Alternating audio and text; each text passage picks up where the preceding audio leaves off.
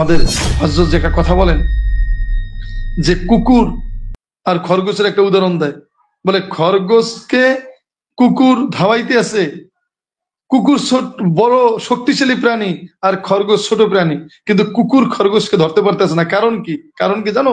হযরত বলতেছেন কারণ হলো খরগোশ তার জান বাঁচাবার জন্য দৌড়াইতেছে আর কুকুর তার মালিকের হুকুম পুরো করার জন্য দৌড়াইতেছে। এই কারণে খরগোশ তার সর্বোচ্চ শক্তি দিয়ে দৌড়াইতেছে, তার সাথে পারে না সে। কুকুর যত বড়ই শক্তিশালী হোক খরগোশের সাথে পারে না। তাই আমরা, তারা যত বড় শক্তিশালী হোক, তারা অনেক ক্ষমতা, অনেক তাদের ছাত্র আছে, অনেক মাদ্রাসায় তাদের প্রোডাকশন আছে, বলে তারা যত বড়ই শক্তিশালী হোক, আমরা যারা মেহনত করি, আমরা আল্লাহর দ্বীনের জন্য মেহনত করি। হ্যাঁ, আমি আজকে একটা কারগুজারি শুনলাম, খুব কষ্ট লাগলো এই কথাটা শুনে। যখন বাংলাদেশের এই হালত হয়েছে, হালত শোনার সাথে সাথে হযরতজির আম্মা জান কান্না শুরু করছে। আমাদের হযরত মাওলানা সাদ সাহেবের আম্মা জান, সে কান্না শুরু করছে, আরে বাংলাদেশের কি অবস্থা। এবং নিয়মিত সে খবর নিতে আছে, হযরত জি নিয়মিত খবর নিতে আছে সাথীদের কি হালত, কি অবস্থা। তো এই যে মজলুম বানাইছে আমাদেরকে, হ্যাঁ জুলুম, মজলুম বানাইছে। আর আল্লাহ তাআলা বলছে যে মজলুমের সাথে আল্লাহ তাআলা সাহায্য, মজলুমের বরদোয়া থেকে তোমরা বেঁচে থাকো, যদি মজলুম কাফেরও হয়। আজকে আমাদের বুজুর্গদেরকে মিথ্যা অপবাদ দিয়ে তাদেরকে মামলা করা হয়েছে। এমনও লোক ছিল তারা ঢাকায় ছিল না, তাদেরকে মামলার আসামি বানানো হয়েছে। এই যে জুলুম, মিথ্যা, মিথ্যা কখনো জয় হয় না, এটা একিনের সাথে রাখবেন। আপনি জানেন না, আজকেও আমরা এক বড় প্রশাসনের পুলিশের এক কর্মকর্তার কাছে গেছি, আল্লাহর কসম করে বলি, আমি কসম করি না, আল্লাহর কসম করে বলি, সে বলতে আছে আপনারা মজলুম, আপনাদের উপরে জুলুম হইতেছে, আমরা বুঝি, কি করব। এক সাংবাদিক ভাই বলতেছে আপনাদের উপরে জুলুম হইতেছে, আমরা বুঝি, কি করব। দেখতেছি পুলিশ বলে আমাদের আমাদের লজ্জা লাগে, কষ্ট লাগে যে আপনাদের উপরে এরকম জুলুম হইতেছে। সাংবাদিক ভাই, প্রশাসন, এদেরকে কে শিখিয়েছে? তারা বলতেছে। এবং ওই পুলিশ অফিসার বলছে টঙ্গীর সাধারণ মুসলমান আপনাদের পক্ষে, আল্লাহর কসম করে বলি। সাথে এই মেহনত, হযরত মাওলানা ইউসুফ সাহেব রহমাতুল্লাহ বলছে মেহনত হলো তরোয়ালের মতো, দোনো সাইডে কি, দোনো সাইড ধারালো। এই মেহনতের সাথে যে লাগবে সে দুই সাইড দিয়ে সে ক্ষতিগ্রস্ত হবে। তা আমাদের মেহনত, ইখলাস ওয়ালাদের মেহনত, এখানে যতই চক্রান্ত করুক, আল্লাহ তাআলা না চাইলে কেউ কোনো ক্ষতি করতে পারবে না। বেছে বেছে আমাদের যারা সিনিয়র মুরব্বী আছে তাদেরকে নামে মামলা দিয়েছে, যে ওয়াসিবুল ইসলাম সাহেব, ওয়াসিবুল ইসলাম সাহেব 80 বছরের উপরে বয়স, সে হুইল চেয়ারের উপরে চলে, তাকে মামলার প্রধান আসামি করা হয়েছে। আল্লাহ মাফ করুক, আল্লাহ তাআলা হেফাজত করুক ওদেরকে, আল্লাহ তাআলা ওদেরকে ধ্বংস থেকে হেফাজত করুক এবং ওদেরকে সঠিক বুঝ দান করুক। এরকমের তার ছেলেকে পর্যন্ত আসামি করা হয়েছে, মুফতি ওসামা সাহেবকে, আরো আমাদের ওলামা কিরাম, তারা চেয়েছে আমাদের হয়তোবা ওলামা শূন্য, আমরা দুর্বল হয়ে যাব, আমরা ভয় পেয়ে যাব, কিন্তু তারা জানে না যে আমাদের যে মেহনত, আমাদের মেহনত আল্লাহর জন্য। এখানে আমরা ক্ষমতা আসার জন্য মেহনত করি না, অতএব আমাদের ভয় পাওয়ার কিছু নাই। দুনিয়া থেকে সবাই চলে যাব, আমরা মেহনত করতে করতে চলে যাব। মজলুম অবস্থায় আমরা থাকতে চাই, আমরা জুলুমকারী হিসেবে থাকতে চাই না, মজলুম অবস্থা আমরা চলতে চাই, চলে যাও। কিন্তু আমাদের তো যারা ওলামায়ে কেরাম হযরত, তাদের জিন্দেগিতে কোনো দাগ নাই, তারা জীবনে জিডি করে নাই, থানার বাইরে যায় নাই। আজকে খুব আফসোস লাগে, দুঃখ লাগে, সেই সমস্ত ওলামায়ে কেরামরা আজকে তারা জান প্রাণ দিয়ে মেহনত করে। মুফতি জিয়া বিন কাসেম সাহেব দামাত বরকাতুহুম, আল্লাহ তাআলা তার হায়াতের মধ্যে বরকত দান করুক, তাকে আল্লাহ তাআলা ইজ্জত বাড়াই দিছে, ইজ্জত বাড়াই দিছে। মুয়াজ বিন নূর, মুফতি শফিউল্লাহ সাহেব, কত বড় আলেম তারা, তারা এত বড় ইখলাসওয়ালা, তাদের সাথে আমরা খুব কাছ থেকে বসি, তাদের ভিতরে কি পরিমাণ আমল, কি পরিমাণ তাদের আখলাক, কি পরিমাণ তাদের ইলমের আপনার গভীরতা, এবং তাদের মানুষের প্রতি তাদের যে শ্রদ্ধাবোধ, এবং মানুষ তাদের কাছে কি পরিমাণ শ্রদ্ধা করে আপনি জানেন না।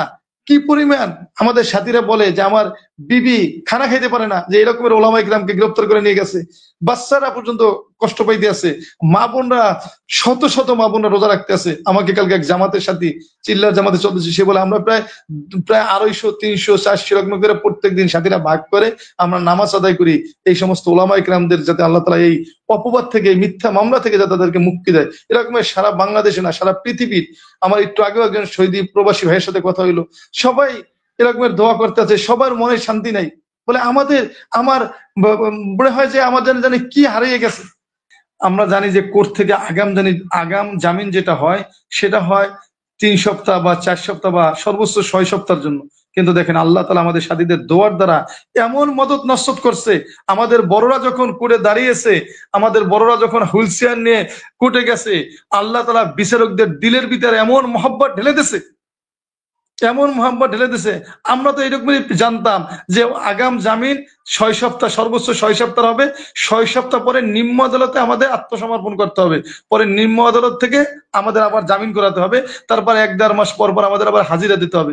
আমার কাছে খুব খারাপ লাগতো রে, ওয়াসিফ ভাইকে নিয়ে, এরকমের মাওলানা মনির বিন ইউসুফ সাহেবকে নিয়ে, রেজাউল করিম তরফদার প্রায় 85-র উপরে বয়স, এই সমস্ত ভদ্রলোক, ইঞ্জিনিয়ার মহিবুল্লাহ সাহেব, হাবিবুল্লাহ কাশিমি সাহেবের আব্বা, এই তাকে বয়োজ্যেষ্ঠ লোক, হ্যাঁ, আব্দুল সালাম সাহেব, কত বয়োজ্যেষ্ঠ লোক, এরকমের বয়োজ্যেষ্ঠ লোকদেরকে নিয়ে আমরা প্রত্যেক 1-1.5 মাস পর পর হাজিরা দেবো করে কত একটা প্রেশানি।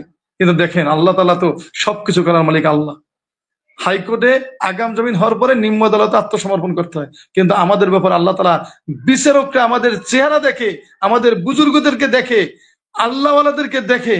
দুই বিচারক তারা কোনো পিছানোও যায় নাই, তারা ওখানে বসেই তারা, আমরা জানি যে হেয়ারিং এর পরে আধা ঘন্টা 1 ঘন্টা পরে আবার আসে, পিছনে তারা কামরায় যায়, ওখান থেকে পরামর্শ করে এসে দেয়। তারা ওখানেও যায় না, নির্দ্বিধায় তারা আমাদেরকে এমন ভাবে জামিন দিলেন যে আপনাদের জামিন স্থায়ী জামিন, অন্তর্বর্তীকালীন জামিন, আপনাদের যতদিন পর্যন্ত ফাইনাল রিপোর্ট না আসবে ততদিন পর্যন্ত জামিন বহাল থাকবে। আপনাদের নিম্ন আদালতে স্যালেন্ডার করতে হবে না, আত্মসমর্পণ করতে হবে না, কোনো হাজিরাও দিতে হবে না, আপনাদের জামিন চলমান থাকবে। দেখেন আল্লাহ তাআলা তাদের দিলের ভিতরে মহব্বত ঢেলে দিয়েছে এবং ফয়সালা করে দিয়েছে যে আল্লাহ তাআলা যদি কাউকে ইজ্জত দিতে চায় তাকে আল্লাহ তাআলা কুরের ঘরের ভিতরে রাখে ইজ্জত দিতে পারে, আর যদি আল্লাহ তাআলা কাউকে বেইজ্জতি করতে চায় সম্মানের পোশাক, সম্মানের সিংহাসনে বসে বেইজ্জতি করতে পারে। তার প্রমাণ আমরা কালকে দেখছি। আলহামদুলিল্লাহ। আমরা তো আসলে কালকে যেটা সারা দেশবাসী এবং সারা দুনিয়ার মানুষ যেটা দেখতে পারলাম, আল্লাহ পাকের শুকরিয়া আদায় করার মতো একটা বিষয় আল্লাহ তাআলা দেখাইছেন, সেটা হলো যে আপনাদের 23 জনের জামিন হয়েছে, বাকি আরো 6 জন বাকি আছে। তো ওই 6 জন মুরব্বির জামিন না হওয়ার পিছনে কি কারণ থাকতে পারে, আর তাদের জামিনের কি কতটুকু কি প্রসেসিং চলতেছে, সেটা একটু খোলাসা করলে ভালো হইতো। আলহামদুলিল্লাহ, আসলে আমাদের বড় আল্লাহ তাআলা যেটা করে সেটা বান্দার মঙ্গলের জন্য, ভালোর জন্যই করে। খুব কষ্ট লাগে যে আমাদের বড়রা তাদের নামে মিথ্যা মামলা, আমাদের সাথী নিহত হয়েছে, শহীদ হয়েছে, সেই ব্যাপারে আমাদের সাথীর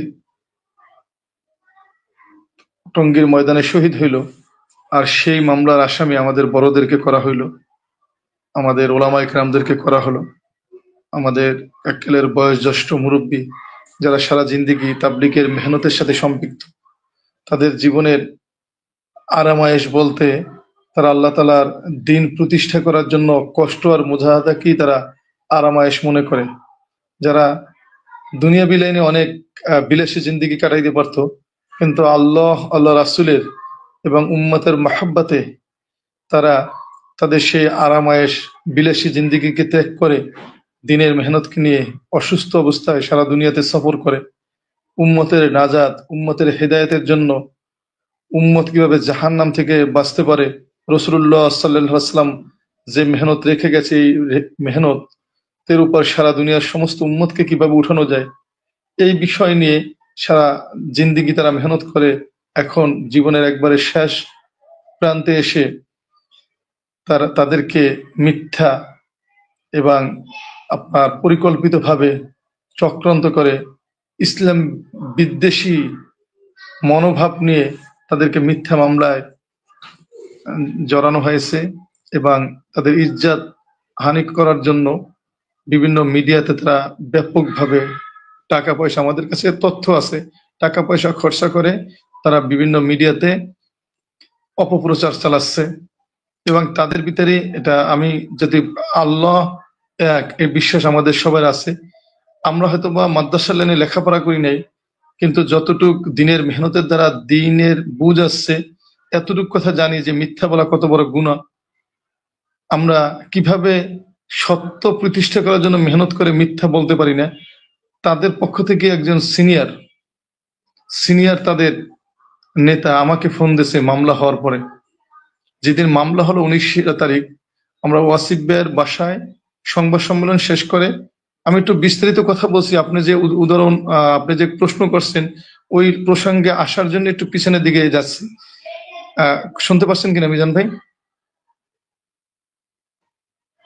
হ্যালো। হ্যালো, জি জি সাইম মিজান ভাই, ভাই কি আমি শুনতে শুনতে পাচ্ছি। পাচ্ছেন? জি জি, জি আমি জি জি। শুনতে পাচ্ছি, আপনি বলেন। জি জি। কথা বলতেছিলাম যে 19 তারিখ আমরা সংবাদ সম্মেলন হলো মিরপুরে।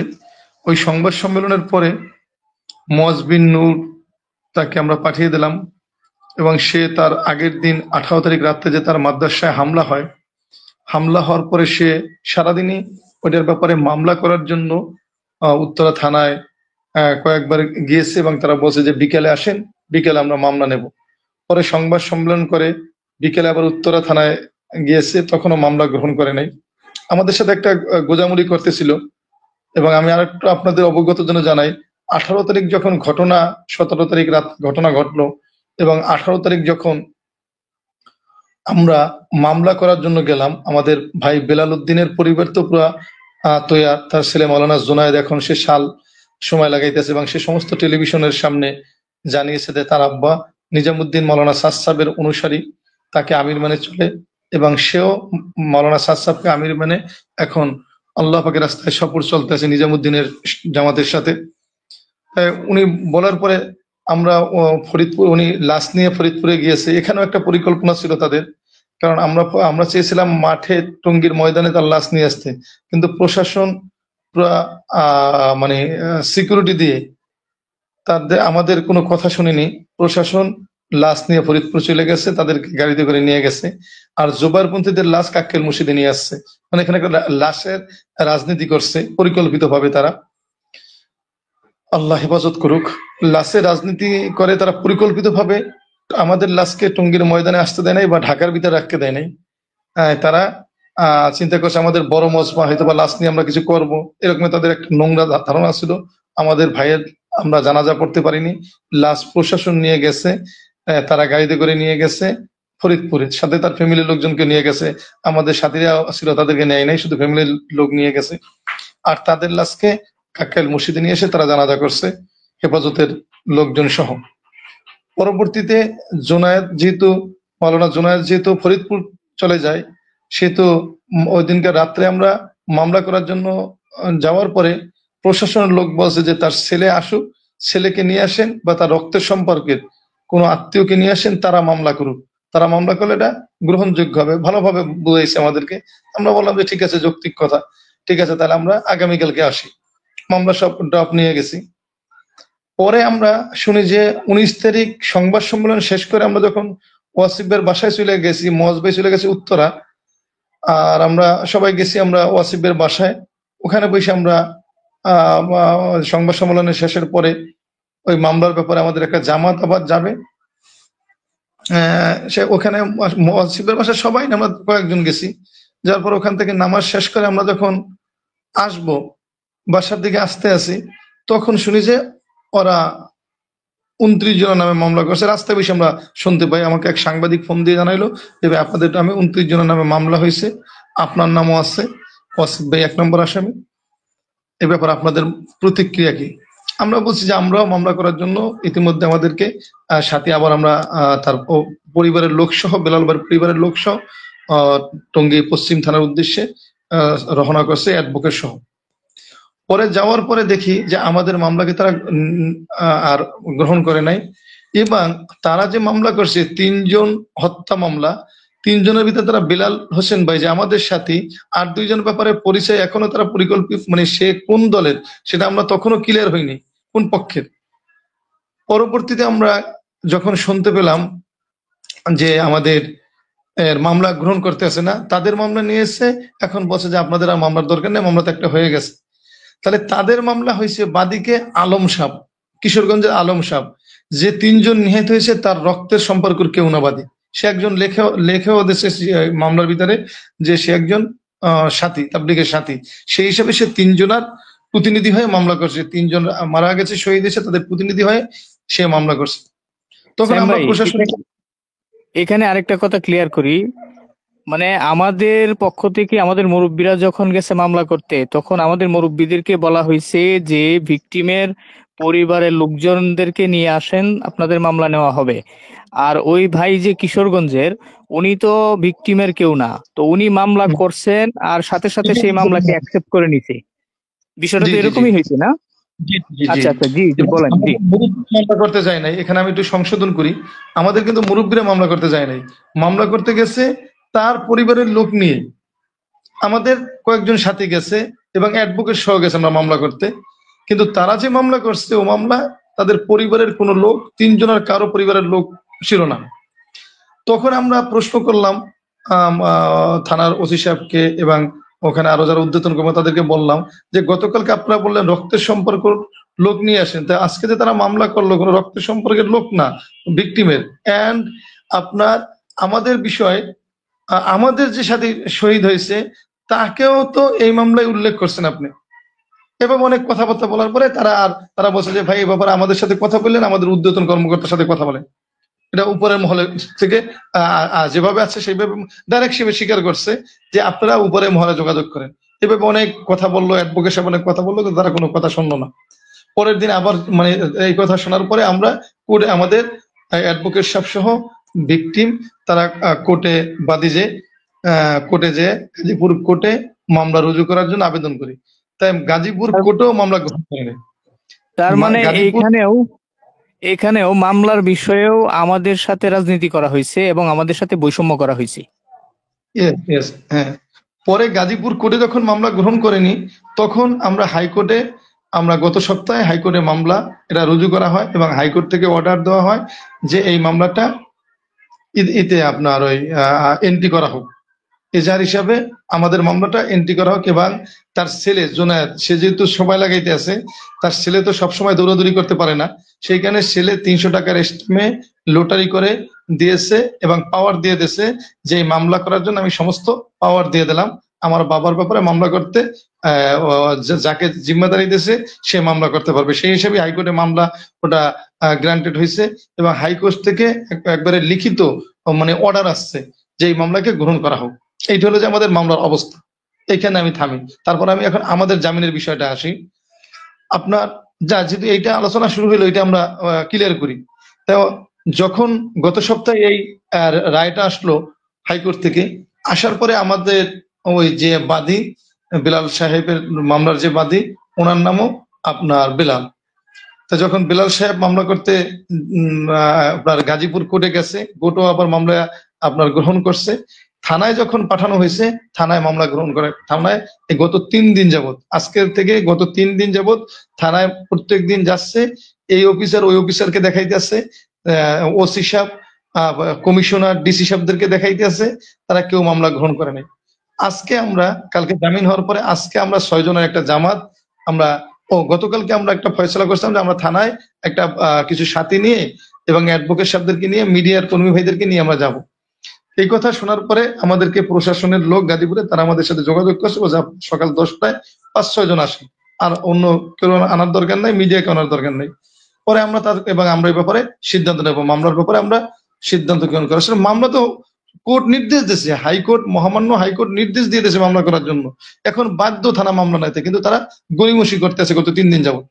পরে যখন ওনার সাথে কথা বলার পর আমরা আশ্বস্ত হইলাম যে ঠিক আছে, তাহলে আমরা আজকে সকাল 10টায় আমাদের টাইম দিয়েছে, আমরা 6 জনের একটা জামাত আজকে আমরা 10টার সময় গিয়ে পুলিশের যে ডিসি গাজীপুরের ওনার সাথে দেখা করি এবং ওনার সাথে আমরা লম্বা সময় কথাবার্তা বলি। সে আমাদেরকে যেটা বললো যে আপনাদের মামলা যেহেতু একটা হয়ে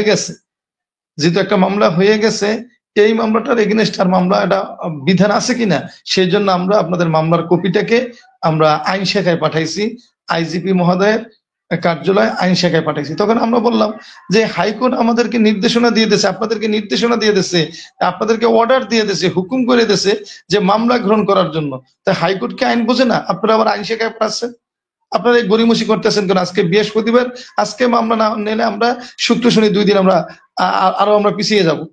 তখন অনেক কথাবার্তা পরে বলে সে মানে অপারগতা প্রকাশ করলো যে না, আমাদের পক্ষে সম্ভব না মামলা গ্রহণ করা, যেহেতু এটা আমার আইন শাখা থেকে নিয়ে আসবে।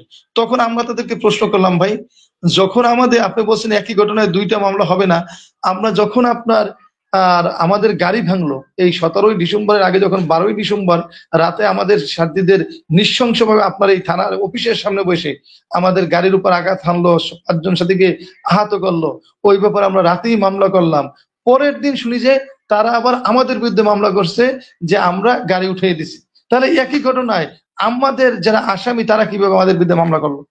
আর এখানে আমার যে শহীদ হয়েছে তার ছেলে স্পষ্টভাবে টেলিভিশনের মাধ্যমে ওই দিনকেরই বলছে, আপনি বলতে পারেন ফুসলিয়ে বলছে, ওই সময় আমাদের সাথে দেখা হওয়ার আগে সে মেডিকেলে বসে সমস্ত চ্যানেলের সামনে সে বলছে যে আমার আব্বা নিজামুদ্দিন অনুসারী, তাদেরকে সে এখানে মাঠে জোরের জন্য আসছে, অতএব জুবাইরপন্থীরা তাকে মারছে।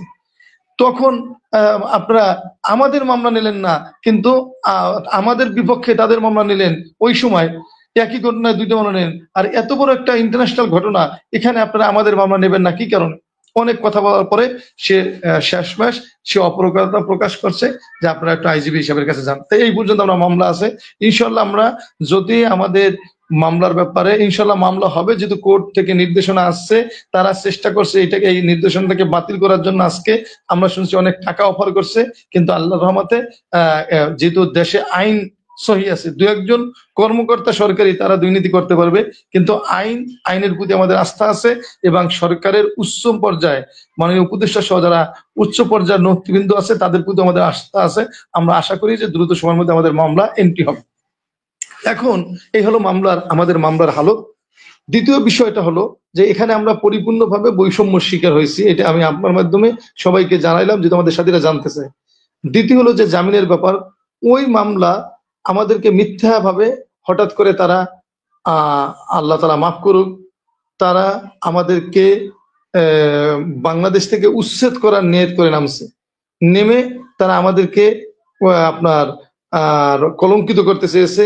আমি প্রথম বলছিলাম যে গায়রে তাদের ওই পক্ষের একজন সিনিয়র লেভেলের লোক আমাকে ফোন দিয়ে বলে, যখন মোয়াজ ভাই অ্যারেস্ট হলো তার 5 মিনিট পরে আমাকে ফোন দিয়েছে, আমাকে ফোন দিয়ে বলতে আছে যে আপনি আমাদের গ্রুপে যোগ দেন, আমাদের দলে এসে পড়েন। একবারে আল্লাহ সাক্ষী যদি আমি মিথ্যা কথা বলে থাকি, আল্লাহ সাক্ষী, রাত তো 1:30 সম্ভবত হবে, মোয়াজ ভাই আমাদের কাছে মেসেজ দিল যে আমার বাসায় পুলিশ আসছে। এই কথা শোনার পরে তারপর আমরা কন্টিনিউ তার মোবাইলে ট্রাই করতেছিলাম, তার মোবাইল বন্ধ ছিল। তখন মোয়াজ ভাই সাথে যখন যোগাযোগ করতে তার 5 মিনিট পরে আমাকে ফোন দিল, আপনি আমাদের দলে আছেন, ওগুলোকে থেকে লাভ নেই। আমি বললাম যে এটা কি রাজনৈতিক দল যে এক দল থেকে আরেক দলে যাব? আমরা কি সাইম ভাই, সাইম ভাই আওয়াজটা শোনা যাচ্ছিল না, একটু সামনে এসে বললে ভালো হইতো। হ্যাঁ, এখন শোনা যায়? জি মানে জি জি যখন জি, এখন শোনা যায়। মামলা করার সাথে সাথে দেখেন, আমরা 12 তারিখ মামলা করছি, 19 তারিখ পর্যন্ত কোনো আসামিকে গ্রেপ্তার করা হয় নাই। 2018 সালে আমরা মামলা করছি, অবৈধ পর্যন্ত আজকে প্রায় 6 বছর 7 বছর হয় আমাদের কোনো আসামিকে 2018 সালে 1 ডিসেম্বরে দুইজন সাথে আমাদের তারা হত্যা করছে, শহীদ করছে। সেই মামলার এখন পর্যন্ত কোনো আসামিকে গ্রেপ্তার করে নাই। আর মামলা তারা রাত 10টায় করে 1টার ভিতর মোয়াজ ভাইকে গ্রেপ্তার করে।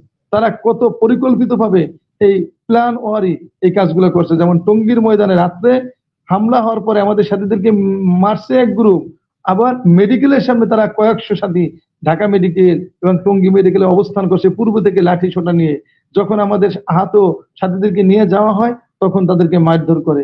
আমাকে আজকেও আল্লাহর কসম করে বলি, আজকেও গাজীপুরের একজন সাংবাদিক বলছে আপনারা গাজীপুরে আমাদের সামনে বসে এক সাথীকে পিটিয়ে মারছে। ওই 3 জনের ভিতরে একজনকে আমাদের সামনে বসে, সে আহত অবস্থা আছে, ওই জুবাইরপন্থীরা পিটিয়ে তাকে মারছে এখানে বসে। সে মনে করছে চাঁদপন্থী, এইভাবে তাকে পিটিয়ে মারছে। আল্লাহ মাফ করুক। এটা আল্লাহ তালা সব জানে, সব দেখে, এবং আল্লাহ তালা সবচেয়ে উত্তম, আল্লাহ তালা ন্যায় ইনসাফকারী। আল্লাহ তালা এই যে তারা চক্রান্ত, এই দাওয়াতের মেহনতকে তারা বিক্ষিপ্ত করার জন্য, দাওয়াতের মেহনতকে কলঙ্কিত করার জন্য তারা যে পরিকল্পিত ভাবে এই মেহনতটাকে কুলুষিত করার চক্রান্ত করছে, ইনশাআল্লাহ আল্লাহ তালা অতি সত্বর এর এর ব্যাপারে আল্লাহ তালা উম্মতের সামনে সঠিক জিনিস আসবে। আমরা যাই না তারা ধ্বংস হোক এটা বলবো না, আমরা বলবো তাদেরকে আল্লাহ তালা হেদায়েত দিক এবং তাদেরকে সঠিক বুঝ দিক। কিন্তু সত্য কখনো গোপন থাকে না, অতি সত্বর দেখবেন আমরা এই ব্যাপারে আল্লাহ তালা সমস্ত উম্মতের সামনে সঠিক জিনিসকে প্রকাশ করে দেবে, যে তারা কত বড় ধোঁকাবাজ, তারা ইসলামকে নিয়ে কত বড় বিজনেস করে, কত বড় তারা মানুষকে বিভ্রান্ত করে, লেবাস দাড়ি টুপি নিয়ে এই মেহনতটার ভিতর পলিটিক্স রাজনীতি নিয়ে আসছে, ক্ষমতা আসার সিঁড়ি বানাবার জন্য তারা আমাদের মেহনতকে কুলুষিত করছে, আমাদের সাথী ভাইদেরকে হত্যা করছে, তাদের রক্তে লাল করে ফ্যাসিস্টদের মতো, স্বৈরাচারদের মতো, বিভিন্ন দেশের যে স্বৈরাচারদের মতো তারা আমাদেরকে দোষারোপ করে, আপনারা জানেন। এবং বিভিন্ন তারা মিডিয়াকে ক্রয় করে, কিছু লোককে ভাড়া করে আমাদেরকে তারা আওয়ামী লীগ ট্যাগ লাগাবার জন্য বা বিভিন্ন ভাবে তারা প্রচার করছে সোশ্যাল মিডিয়াতে যে আমরা বিগত সরকারের আমরা দোষর, নাউজুবিল্লাহ। কিন্তু আপনারা সবাই জানে, প্রত্যেকটা মানুষ জানে, সরকারি বর্তমান সরকারের লোক জানে, বিগত 7 বছর স্বরাষ্ট্রমন্ত্রী আসাদুজ্জামান কামালের সরাসরি ইন্ধনে তারা আমাদের উপর নানান রকমের নির্যাতন করছে। আমাদের সাথীদেরকে হত্যা করার পর এখনো গ্রেফতার করে নাই। আসাদুজ্জামান কামালের ছেলে জ্যোতি, যে এখন জেলে আছে, তার সাথে গায়রে তাদের জুবারপন্থীদের মূল পরিকল্পনাকারী, প্রশাসনকে নিয়ন্ত্রণ করে, টাকা পয়সা কালেকশন করে ইঞ্জিনিয়ার মাহফুজ, যে এই মূল ঘাতক ইঞ্জিনিয়ার মাহফুজ আর মাওলানা শাহরিয়ার মাহমুদ, এই দুইজন এই বাংলাদেশের সমস্ত ফেতনার মূল ঘাতক। এই দুইজন বিভিন্নভাবে ফ্যাসিস্ট সরকারের, আওয়ামী সরকারের স্বরাষ্ট্র উপদেষ্টার ছেলের সাথে ব্যবসা করে আমাদের বিরুদ্ধে, পারিবারিক ভাবে সে ব্যবসা করত এবং আমাদের বিরুদ্ধে ওই জিনিসটাকে নিয়ে, সুবিধা নিয়ে আমাদেরকে নানান রকমের নির্যাতন করছে, আমাদের সাথীদেরকে বিভিন্ন জায়গায় মারধর করছে। প্রত্যেকবার প্রথম ইস্তেমা এসে আমাদের হজরতজিকে ইস্তেমা আসতে দেন, এই সমস্ত করত তারা বিগত সরকারের আমলে। আপনারা জানেন প্রত্যেক ইস্তেমার আগে এই যে মামুনুল হকরা, এই হেফাজতের নেতারা ইস্তেমার আগে ওই মাহফুজের নেতৃত্বে তারা আপনার প্রধানমন্ত্রীর সাথে, শেখ হাসিনার সাথে, তৎকালীন যে স্বৈরাচার প্রধানমন্ত্রী শেখ হাসিনার সাথে দেখা করত এবং তারা দাবি করে আসতো মাওলানা সাদ সাহেব যাতে আসতে না পারে। এইভাবে তারা সরকারি সুযোগ নিয়ে, তারা কওমি জননী পর্যন্ত বলছে, এইভাবে সরকারি সুযোগ নিয়ে তারা শুকরানা মাহফিল করে আজকে আমাদেরকে বলে আমরা ফ্যাসিস্ট সরকারের দোষর। আপনারা জানেন এই যে 5ই আগস্ট যে জুলাই বিপ্লব হলো, ওই জুলাই বিপ্লবের সময় 18 তারিখ বা 19 তারিখ এই মামুনুল হকরা স্বরাষ্ট্রমন্ত্রীর সাথে বৈঠক করছে, যার পত্রিকার কাটিং আমাদের কাছে আছে, ভিডিও ক্লিপ আমাদের কাছে আছে। বৈঠক করে স্বরাষ্ট্রমন্ত্রীর সাথে তারা বৈঠক করে বলছে যে আমরা এই ছাত্র আন্দোলনের সাথে আমরা সম্পৃক্ততা নাই, এই ছাত্রদের বৈষম্য বিধি, ছাত্রদের সাথে আমাদের শত্রুতা, এই সম্পৃক্ততা নাই। সেই পত্রিকার নিউজ পর্যন্ত আমাদের কাছে আছে। আর এখন তারা 5ই আগস্টের পরে তারা সবচেয়ে বড় দেশপ্রেমিক, তারা আওয়ামী লীগের সবচেয়ে বড় শত্রু এবং তারা একমাত্র এই সরকারের আপন লোক। যারা এরকমের চরিত্র বদলাইতে পারে লেবাস নিয়ে, তারা তো তাদের দ্বারা কখনো দিন ইসলাম নিরাপদ না। এবং একিন দেখেন তাদেরকে বেইজ্জতি আল্লাহ তাআলার হাতে করবে, কারণ যদি আল্লাহ তাআলা যদি তাদের বেইজ্জতি না করে তাহলে ইসলামের লেবাস লাগিয়ে তারা ইসলামের অনেক ক্ষতি করবে। তাই ওই ষড়যন্ত্রকারীরা, চক্রান্তকারীরা চক্রান্ত যখন করার পরে আমাকে এরকম অফার করতেছিল যে তুমি আমাদের দলে আসো। তখন আমি বললাম না, আমরা তো রাজনীতি করি না যে আমরা দলে যাবো। আমরা তাবলীগ করি আল্লাহর জন্য, আমরা আখিরাতের জন্য, উম্মতের জন্য। আর তোমরা তো রাজনীতি করো, তোমরা তো তাবলীগ করো না। এইভাবে কথা বললাম। পরে বারবার আমি ফোন কেটে দিছি, আবার ট্রাই করার পরে তখন আমি চিন্তা করলাম যে হয়তোবা মুয়াজ ভাইকে অ্যারেস্ট করলো, হয়তোবা আমাদেরকেও এখানে মোবাইল দ্বারা টেকিং করে আমাদেরকেও অ্যারেস্ট করবে, এরকম একটা দাবিদার বিধান। তখন আমি মোবাইলটাকে ক্লোজ করে দিই এবং মোবাইল বন্ধ করে মোবাইল এক জায়গায় রেখে আমি নতুন সিম আর নতুন সেট ব্যবহার করি। তার পরবর্তীতে আমাদের খুব কষ্ট পেল, সারা বাংলাদেশের সাথীরা খুব বিভিন্ন রকমের মানুষই, আপনারা জানেন প্রায় 500-র উপরে মব জাস্টিস হয়েছে, আমাদের সাথীদেরকে হামলা করছে, বিভিন্ন মসজিদে হামলা করছে, বিভিন্ন এরকমের তারা অপপ্রচার মিছিল মিটিং করতেছিল এবং তারা বেছে বেছে আমাদের যারা সিনিয়র মুরব্বী আছে তাদেরকে নামে মামলা দিয়েছে। যে ওয়াসিবুল ইসলাম সাহেব 80 বছরের উপরে বয়স, সে হুইল চেয়ারের উপরে চলে, তাকে মামলার প্রধান আসামি করা হয়েছে। আল্লাহ মাফ করুক, আল্লাহ তাআলা হেফাজত করুক ওদেরকে, আল্লাহ তাআলা ওদেরকে ধ্বংস থেকে হেফাজত করুক এবং ওদেরকে সঠিক বুঝদান করুক। এরকমের তার ছেলেকে পর্যন্ত আসামি করা হয়েছে, মুফতি ওসামা সাহেবকে, আরো আমাদের ওলামায়ে কিরাম। তারা চেয়েছে আমাদের হয়তোবা ওলামা শূন্য, আমরা দুর্বল হয়ে যাব, আমরা ভয় পেয়ে যাব। কিন্তু তারা জানে না যে আমাদের মেহনত আল্লাহর জন্য। এখানে আমরা ক্ষমতা আসার জন্য মেহনত করি না, অথবা আমাদের ভয় পাওয়ার কিছু নাই। দুনিয়া থেকে সবাই চলে যাব, আমরা মেহনত করতে করতে চলে যাব। মজলুম অবস্থায় আমরা থাকতে চাই, আমরা জুলুমকারী হিসেবে থাকতে চাই না, মজলুম অবস্থা আমরা চলতে চাই। তাই এই জন্য যেটা বলতেছিলাম, পরবর্তীতে আমাদের সাথীরা তো আমাদের মুয়াজ ভাই অ্যারেস্ট হলো, তারা বিভিন্ন জায়গায় প্রশাসনকে বিভিন্ন ভাবে ইন্ধন দিয়ে, বিভিন্ন রকমের প্রশাসনকে অফার দিয়ে তারা যারা আমাদের সাথী ভাই, আমাদের উলামায়ে কিরাম, তাদেরকে গ্রেফতারের জন্য প্রায় প্রত্যেকের বাসায় বাসায়, আমার বাসায় আসছে। এবং আমার বাসায় যখন আসছে, যেটা আমার দারোয়ান বলল যে আমার বাসায় আসছে একটা পুলিশের গাড়ি, একটা মাইক্রোবাস আর একটা প্রাইভেট কার। পুলিশের গাড়িতে এবং মাইক্রোবাসে পুলিশ ছিল, গাজীপুর থেকে নিয়ে আসছে। আর আর প্রাইভেট কারে ছিল 4 জন হুজুর, তারা মুখ বাঁধা, মাস্ক পরে মুখ টুক বেঁধে তারা আসছে। এসে আমার বাসায় রাত 1:30টার সময়, আমার বাসায় আমার আম্মা ছিল, আমার ওয়াইফ ছিল, আর আমার ছোট 7 বছরের বাচ্চা ছিল, আর আর কেউ ছিল না। তখন প্রশাসনের লোক আসছে, এসে কোনো মহিলা পুলিশ ছাড়া আসছে। পুলিশের কথা আমরা বলবো যে তারা খুব ভালো ব্যবহার করছে। তারা আসছে, ঘরে শুধু দেখে তারপর তারা চলে গেছে, বলছে আপনারা ভয় পাবেন না, আমরা আমরা আসতে চাই না। ওরা আমাদেরকে বাধ্য করে নিয়ে আসে। ওরা নিচে ছিল, হুজুর গুলা উপরে ওঠে নাই। এই তারা 3-4 জন পুলিশ যে 5-10 মিনিট একটু ঘুরে তারপর তারা চলে আসছে। ওই রকম আমাদের পরে আমরা শুনি যে আমাদের জিয়া বিন কাসেম সাহেব, ওনাকে গ্রেফতার করা হয়েছে। তারপরে মুফতি শফিউল্লাহ সাহেবকে তো সেদিনকে গ্রেফতার করা হলো।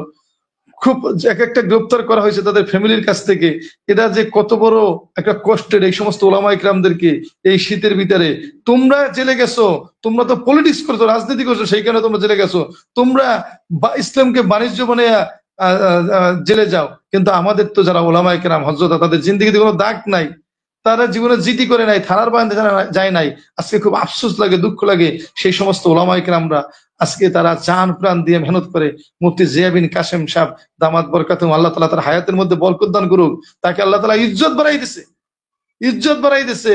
মুয়াজ বিন নূর, মুফতি শফিউল্লাহ সাহেব, কত বড় আলেম তারা। তারা এত বড় ইখলাসওয়ালা, তাদের সাথে আমরা খুব কাছ থেকে বসি। তাদের ভিতরে কি পরিমাণ আমল, কি পরিমাণ তাদের আখলাক, কি পরিমাণ তাদের ইলমের আপনার গভীরতা, এবং তাদের মানুষের প্রতি তাদের যে শ্রদ্ধাবোধ, এবং মানুষ তাদের কাছে কি পরিমাণ শ্রদ্ধা করে আপনি জানেন না। কি পরিমাণ আমাদের সাথীরা বলে যে আমার বিবি খানা খাইতে পারে না, যে এরকমের ওলামা ইকরামকে গ্রেফতার করে নিয়ে গেছে। বাচ্চারা পর্যন্ত কষ্ট পাইতে আছে, মা বোনরা, শত শত মা বোনরা রোজা রাখতে আছে। আমাকে কালকে এক জামাতের সাথে, চিল্লার জামাতে চলতেছে, সে বলে আমরা প্রায় প্রায় 250, 300, 400 এরকম করে প্রত্যেকদিন সাথীরা ভাগ করে আমরা নামাজ আদায় করি। এই সমস্ত ওলামা ইকরামদের যাতে আল্লাহ তাআলা এই অপবাদ থেকে, মিথ্যা মামলা থেকে যাতে তাদেরকে মুক্তি দেয়। এরকমের সারা বাংলাদেশে না, সারা পৃথিবীর।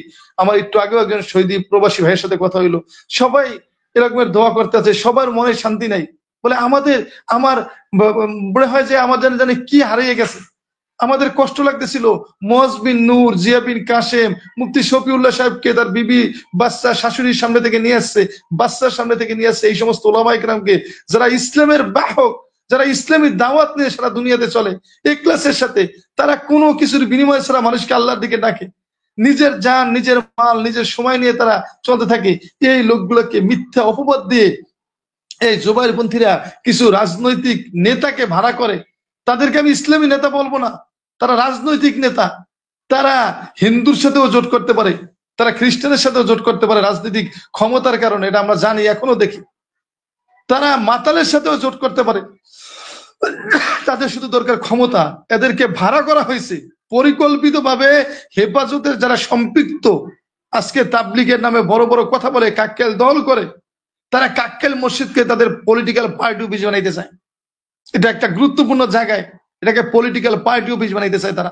এই এই সমস্ত ধর্ম ব্যবসায়ীরা আজকে উম্মতের সামনে উন্মোচন হয়ে যাচ্ছে। আজকে বিএনপি, অন্যান্য রাজনৈতিক দলগুলো তাদেরকে ধর্ম ব্যবসায়ী বলা শুরু করছে, কারণ মানুষের কাছে উন্মোচিত হয়ে যাচ্ছে তাদের চরিত্র। আল্লাহ তাআলা তাদের চরিত্রকে উম্মতের কাছে এই নোংরা জিনিসগুলোকে প্রচার করে দেবে। আপনি জানেন না, আজকেও আমরা এক বড় প্রশাসনের পুলিশের এক কর্মকর্তার কাছে গেছি, আল্লাহর কসম করে বলি, আমি কসম করি না, আল্লাহর কসম করে বলি, সে বলতে আছে আপনারা মজলুম, আপনাদের উপরে জুলুম হইতেছে, আমরা বুঝি, কি করব। এক সাংবাদিক ভাই বলতেছে আপনাদের উপরে জুলুম হইতেছে, আমরা বুঝি, কি করব। দেখতেছি পুলিশ বলে আমাদের লজ্জা লাগে, কষ্ট লাগে যে আপনাদের উপরে এরকম জুলুম হইতেছে। সাংবাদিক ভাই, প্রশাসন, এদেরকে কে শিখেছে? তারা বলতেছে। এবং ওই পুলিশ অফিসার বলছে টঙ্গীর সাধারণ মুসলমান আপনাদের পক্ষে, এই আল্লাহর কসম করে বলি আমি, এইভাবে বলতেছে। তাহলে দোস্ত বুজুর্গ, সম্মান দেওয়ার মালিক আল্লাহ, আর বেইজ্জতি করার মালিক আল্লাহ। ইজ্জত বেইজ্জতি আল্লাহ। আমাদেরকে তো ধ্বংস করতে চেয়েছে, কিচ্ছু হবে না ইনশাআল্লাহ, কারণ আমরা কাজ করি আল্লাহর জন্য। আমাদের হযরত যে একটা কথা বলেন যে কুকুর আর খরগোশের একটা উদাহরণ দেয়। বলে খরগোশকে কুকুর ধাওয়াইতে আছে, কুকুর বড় শক্তিশালী প্রাণী আর খরগোশ ছোট প্রাণী, কিন্তু কুকুর খরগোশকে ধরতে পারতেছে না। কারণ কি? কারণ কি জানো?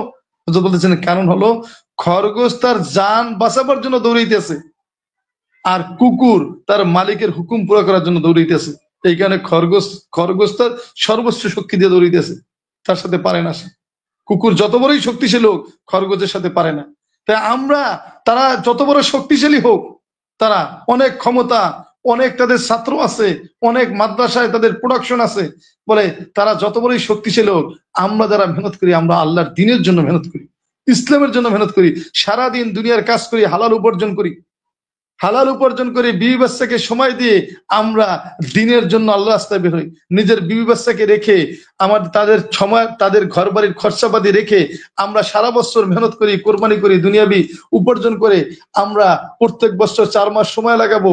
সেই কারণে আমরা, মানুষ যখন কক্সবাজার যায়, বিভিন্ন জায়গায় অবকাশকালীন সময় কাটায়, বিভিন্ন রিসোর্টে দিয়ে সময় কাটায়, তখন আমরা আল্লাহ পাকের রাস্তায় সময় লাগে।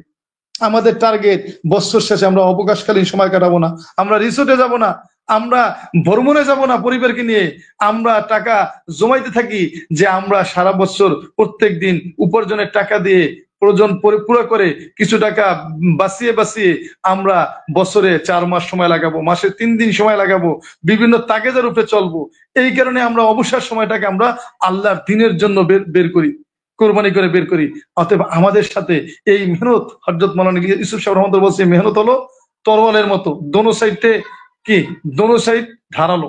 এই মেহনতের সাথে যে লাগবে, সে 2 সাইড দিয়ে সে ক্ষতিগ্রস্ত হবে। তা আমাদের মেহনত, ইখলাস ওয়ালাদের মেহনত, এখানে যতই চক্রান্ত করুক, আল্লাহ তাআলা না চাইলে কেউ কোনো ক্ষতি করতে পারবে না। তাই এই ওলামায়ে কেরামদেরকে গ্রেফতার করলো, আমাদের বড়রা পর্যন্ত, আমাদের বিভিন্ন সাথীদের, সমস্ত প্রায় বেশিরভাগ সাথীর বাসায় প্রশাসন যায় না, প্রশাসনকে তারা নিয়ে যায়, তাদেরকে নিয়ে যায় বাড়িতে। আপনারা শুনছেন যে কিছু কিছু জায়গায় তারা সাথে থেকে প্রশাসনকে নিয়ে যায়, নিয়ে যেয়ে তাদেরকে ডিস্টার্ব করে, বারবার ডিস্টার্ব করে, তাদেরকে গ্রেফতার করার জন্য চাপ দেয়, সংবাদ সম্মেলন করে। আর আমাদের সাথীরা খুব ধৈর্যের সাথে, দোয়ার সাথে, আমলের সাথে ছিল। এবং যখন আমাদের জামিনের ব্যাপারে, আগাম জামিন আরো আগেই হইতো, কিন্তু কোর্ট যেহেতু বন্ধ ছিল, 1 তারিখ কোর্ট খোলার পরে কোর্টের প্রসিডিং শুরু করলো।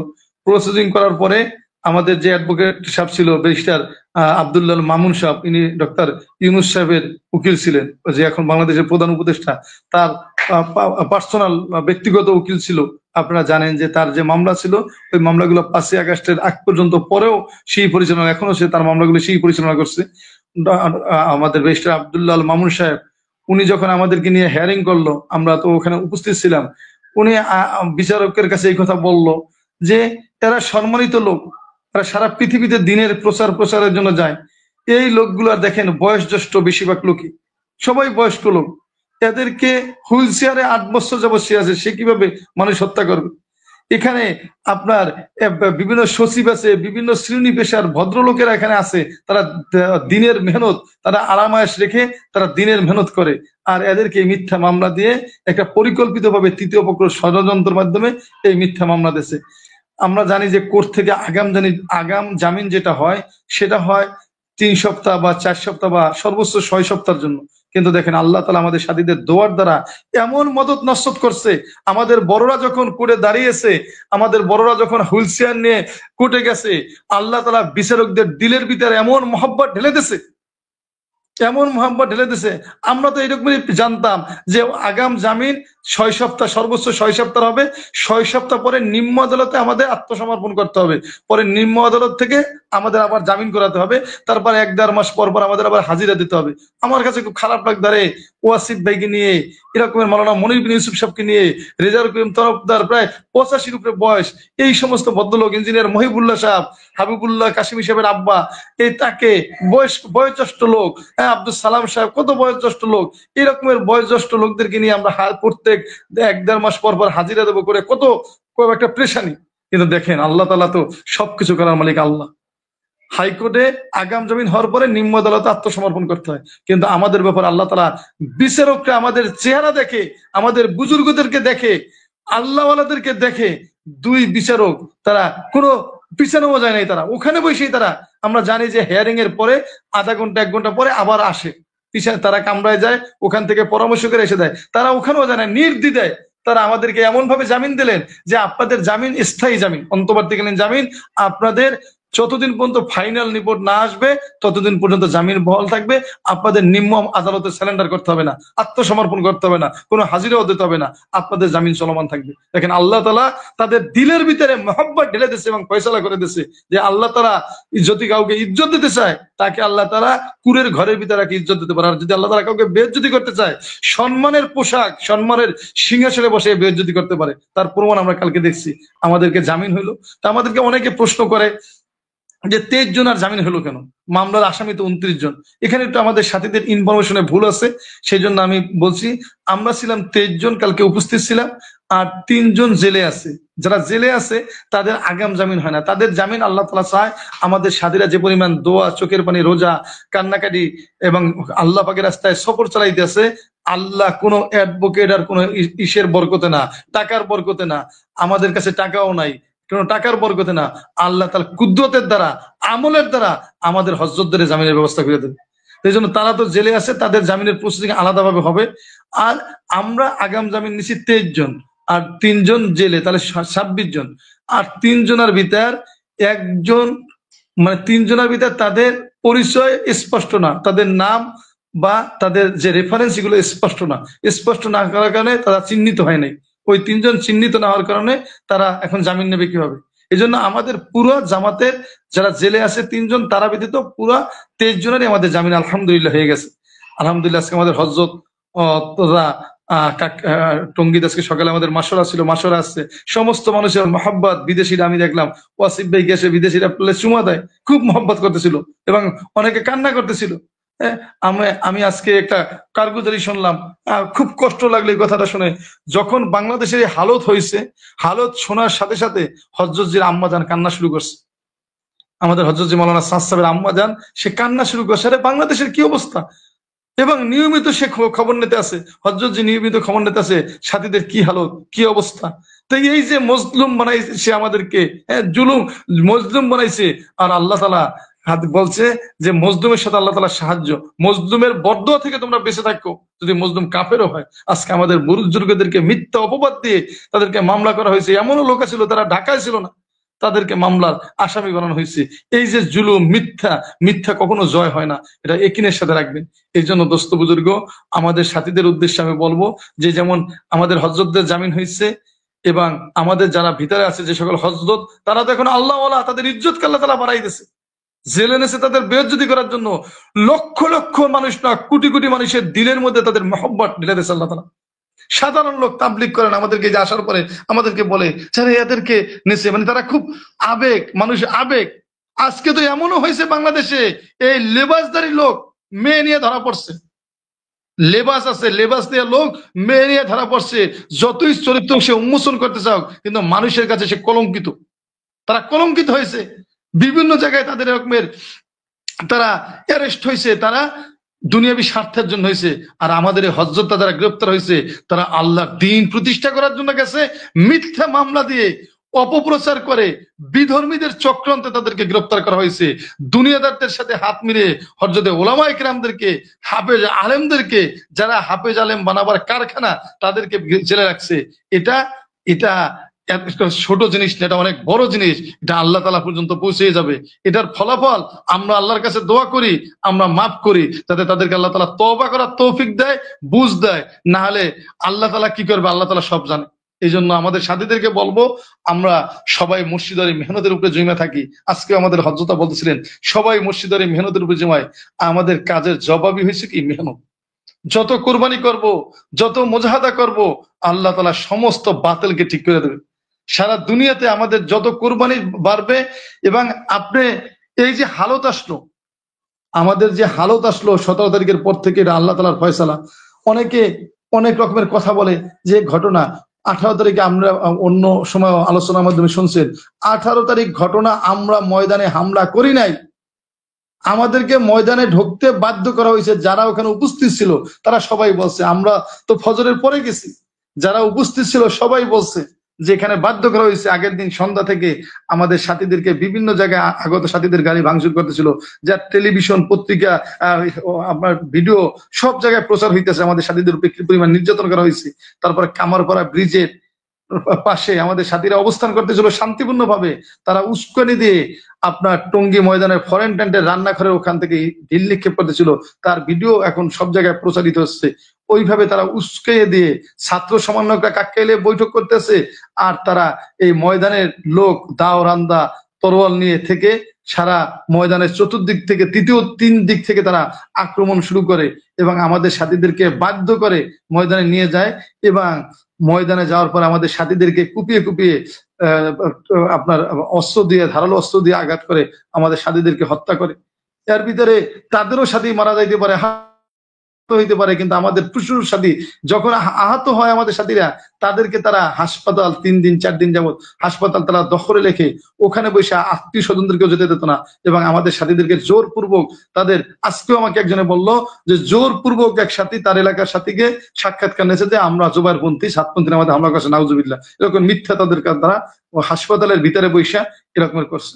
এই জন্য দোস্ত, আমরা আল্লাহ তালা সঠিক জিনিস, আরো সঠিক জিনিস আল্লাহ তালা সমস্ত উম্মতের সামনে পেশ করবে, এটা আমরা আশা করি। আমরা মুসলিম হিসেবেই থাকতে চাই। আমরা জুলুম করুক তারা, আমরা সবর করব, আমরা দোয়া করব, চোখের পানি ফেলাবো, আল্লাহর কাছে বলবো আমাদের আল্লাহর দরবার আছে, মেহনত আছে। এই জন্য সাথীরা যে যেখানে আছেন, এবং এই হালতের পর থেকে আমাদের সাথীদের মধ্যে ইস্তেমায়াত বাইরে গেছে, কাজও আগে বাড়তে আছে আলহামদুলিল্লাহ। আপনারা জানেন তারা বাংলাদেশের বিভিন্ন মার্কাজ গুলোকে দখল করছিল, আল্লাহ তালা তার কুদ্রতে তারা সমস্ত মার্কাজ গুলো খুলে দিয়েছে। কোন মার্কাজ, খুলনা মার্কাজ, সব মার্কাজ আমাদের আবার আগের অবস্থা আছে, সব মসজিদ গুলোর কাজ শুরু হয়েছে।